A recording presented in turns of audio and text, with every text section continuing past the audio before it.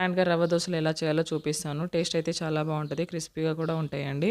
So, ఇంట్లో పిండి నానబెట్టుకున్నప్పుడు ఈ విధంగా చేసుకుంటే సింపుల్‌గా ఉంటది. ఫాస్ట్‌గా అయిపోతుంది. దానికోసం అయితే నేను ఒక హాఫ్ కప్ వరకైతే అంటే జొన్నలు, రాగులు, సజ్జలు 3 కలిపి పట్టించిన పిండి అండి. అలానే ఒక హాఫ్ కప్ వరకైతే బియ్యం పిండి తీసుకున్నాను. ఇప్పుడు ఇందులోకైతే కొంచెం సాల్ట్ వేసుకొని కలుపుకోవాలి.